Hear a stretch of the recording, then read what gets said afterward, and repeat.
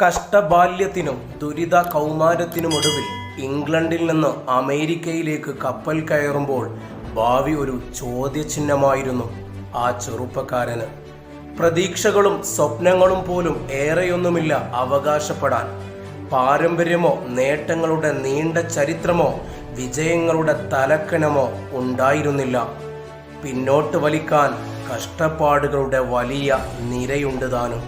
അയാളെ തിരിച്ചറിയുന്ന ഒരാൾ പോലും അമേരിക്കയിൽ ഉണ്ടായിരുന്നില്ല. ഉത്കണ്ഠ ഉള്ളിലൊതുക്കി ആകാംക്ഷയോടെ ജനക്കൂട്ടത്തിലൊരാളായി അയാൾ ഭാവിയിലേക്ക് നടന്നു നീങ്ങി. 5-ാം വയസ്സു മുതൽ അഭിനയിച്ചു തുടങ്ങിയ ചാർലി ചാപ്ലിൻ 80-ാം വയസ്സുവരെ അഭിനയ രംഗത്ത് തുടർന്നു. ചാപ്ലിൻ ഏറ്റവും കൂടുതൽ തവണ അവതരിപ്പിച്ചത് ട്രാം എന്ന കഥാപാത്രമായിരുന്നു. ജാക്കറ്റും വലിയ പാൻറ്റും ഷൂസും കറുത്ത തൊപ്പിയും ധരിച്ച ട്രാം നല്ല മനസ്സും നല്ല ശീലങ്ങളുമുള്ള ഒരു കഥാപാത്രമായിരുന്നു. 1889 ഏപ്രിൽ 16 രാത്രി 8 മണിക്കാണ് വോൾവർത്ത് ഈസ്റ്റ് ലൈനിൽ അദ്ദേഹം ജനിച്ചത്. തികച്ചും സാധാരണ കുടുംബത്തിലായിരുന്നു അദ്ദേഹത്തിന്റെ ജനനം. മറ്റൊരു വിവാഹം കഴിച്ച് മാറി താമസിച്ചതിനാൽ അച്ഛന്റെ സ്നേഹം അദ്ദേഹത്തിന് നിഷേധിക്കപ്പെട്ടിരുന്നു. വളരെ കഷ്ടതകൾ നിറഞ്ഞ ജീവിതത്തിൽ അദ്ദേഹത്തിനെ നോക്കിയതും പരിപാലിച്ചതും ചാപ്ലിന്റെ അമ്മയായിരുന്നു. വാടക വീടുകൾ മാറിയും തെരുവിലൂടെ അലഞ്ഞും അരങ്ങിൽ ഭാഗ്യം പരീക്ഷിച്ചും ഔപചാരിക വിദ്യാഭ്യാസം പോലും പൂർണ്ണമാക്കാൻ ചാപ്ലിന് കഴിഞ്ഞിരുന്നില്ല. ചാപ്ലിന്റെ കൗമാരകഥ വായിച്ചാൽ വർഷങ്ങൾ കഴിഞ്ഞാലും മനസ്സിൽ മായാതെ നിൽക്കും. ഒടുവിൽ അനിശ്ചിതത്വങ്ങളുടെ ഓളങ്ങളിൽ ചാഞ്ചാടി അദ്ദേഹം അമേരിക്കയിലേക്ക് പറന്നു. തന്റെ പ്രതാപകാലത്ത് ഇംഗ്ലണ്ടിലെ ഭ്രാന്താലയത്തിൽ നിന്നും അമ്മയെ മോചിപ്പിച്ച് അമേരിക്കയിൽ കൊണ്ടുവരുന്നുണ്ട് ചാപ്ലിൻ. മകന്റെ വിജയം അതിൻ്റെ പരിപൂർണതയിൽ ആ അമ്മയ്ക്ക് കാണാൻ സാധിച്ചു. എന്നാൽ വിധി അപ്പോഴും ചാപ്ലിന് എതിരായിരുന്നു. ഒരിക്കൽ സ്റ്റുഡിയോയിൽ ഒരു ഹാസ്യരംഗം അഭിനയിച്ചതിനു ശേഷം ആശുപത്രിയിലേക്ക് ഓടിയെത്തിയ ചാപ്ലിൻ കണ്ടത് അമ്മയുടെ നിർജീവ ശരീരമായിരുന്നു. ആ അമ്മയുടെ ശരീരത്തിനു മുന്നിൽ മുട്ടുകുത്തി ചാപ്ലിൻ തന്റെ സെക്രട്ടറിയെ പുറത്തു നിർത്തി 1 മണിക്കൂറോളം മുറിയടച്ചിരുന്നു. പൊട്ടിക്കരഞ്ഞു ആ മനുഷ്യൻ. ഒടുവിൽ മുറിവിട്ട് പുറത്തിറങ്ങുമ്പോൾ കാത്തു നിർത്തിയതിനു ക്ഷമാപണം ചോദിച്ച് വീണ്ടും ചാപ്ലിൻ അടുത്ത ഹാസ്യരംഗത്തേക്ക് നീങ്ങി.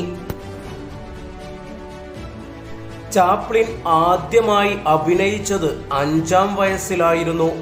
1894 ഒരു സംഗീതവേദിയിൽ തൻ്റെ അമ്മയ്ക്ക് പകരം ചാപ്ലിൻ അഭിനയിച്ചു. ചാപ്ലിൻ ഒരു കുട്ടിയായിരുന്നപ്പോൾ രോഗബാധിതനായി ആഴ്ചകളോളം കിടപ്പിലായിരുന്നു. അപ്പോൾ രാത്രികളിൽ ചാപ്ലിന്റെ അമ്മ ജനാലയ്ക്കൽ ഇരുന്ന് പുറത്തു നടക്കുന്ന കാര്യങ്ങൾ ചാപ്ലിന് അഭിനയിച്ചു കാണിച്ചു കൊടുക്കുമായിരുന്നു. ചാപ്ലിന്റെ അഭിനയ ജീവിതം അവിടെ ആരംഭിക്കുകയാണ്. നിശബ്ദ ചിത്രങ്ങളിൽ നിന്നും ലോകം ശബ്ദ ചിത്രങ്ങളിലേക്ക് മാറിയപ്പോഴും തന്റെ തട്ടകത്തിൽ ഉറച്ചു നിന്നു ചാപ്ലിൻ ചിത്രങ്ങളൊരുക്കി. കഥകൾ മെനഞ്ഞെടുത്തും തിരക്കഥ എഴുതിയും സംവിധാനവും നിർമ്മാണവും ഏറ്റെടുത്തും പ്രധാന കഥാപാത്രത്തെ അവതരിപ്പിച്ചും 80ഓളം ചിത്രങ്ങൾ. ശബ്ദം ലോകത്തെ കീഴടക്കിയ കാലത്തും പ്രതിഭ കാലദേശങ്ങളെ അതിജീവിക്കുമെന്ന് തെളിയിച്ച ചാപ്ലിൻ നിശബ്ദ ചിത്രങ്ങളൊരുക്കി. ഓരോ പുതിയ ചിത്രവും പുതിയ റെക്കോർഡുകൾ സ്ഥാപിച്ചു. 1977 ഡിസംബർ 25 ഒരു ക്രിസ്തുമസ് ദിനത്തിലാണ് ചാപ്ലിൻ അന്തരിക്കുന്നത്. 88-ാം വയസ്സിൽ ഒരു സ്ട്രോക്ക് വന്നായിരുന്നു മരണം.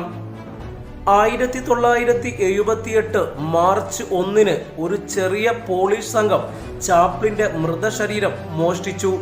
ചാപ്ലിന്റെ കുടുംബത്തിൽ നിന്ന് പണം തട്ടുകയായിരുന്നു അവരുടെ ഉദ്ദേശം. പക്ഷെ ഈ പദ്ധതി നടന്നില്ല. കുറ്റവാളികൾ പിടിക്കപ്പെടുകയും ചെയ്തു. 11 ആഴ്ചക്കു ശേഷം ജനീവ തടാകത്തിനു സമീപം ചാപ്ലിന്റെ മൃതശരീരം കണ്ടെടുത്തു. ഇങ്ങനെയുള്ള സംഭവങ്ങൾ ആവർത്തിക്കുന്നത് ഒഴിവാക്കാൻ ചാപ്ലിനെ കോൺക്രീറ്റിന് കീഴിൽ വീണ്ടും അടക്കം ചെയ്തു. അഭിനയം പഠിപ്പിച്ചത് അമ്മയായത് കൊണ്ടാവും നെഞ്ചു പൊട്ടിക്കരഞ്ഞപ്പോഴും എല്ലാവരും എണീറ്റ് നിന്നു കൈയടിച്ചത്. മഴയത്തു നടക്കാനാണ് എനിക്കിഷ്ടം. ഞാൻ കരയുന്നത് ആരും കാണില്ലല്ലോ. നിങ്ങൾ ദുഃഖിച്ചിരിക്കുമ്പോൾ ജീവിതം നിങ്ങളെ നോക്കി കളിയാക്കും. നിങ്ങൾ സന്തോഷിക്കുമ്പോൾ ജീവിതം നിങ്ങളെ നോക്കി ചിരിക്കും. എന്നാൽ നിങ്ങൾ മറ്റുള്ളവരുടെ സന്തോഷത്തിന് കാരണമാകുമ്പോൾ ജീവിതം നിങ്ങളെ സല്യൂട്ട് ചെയ്യും. Charlie Chaplin.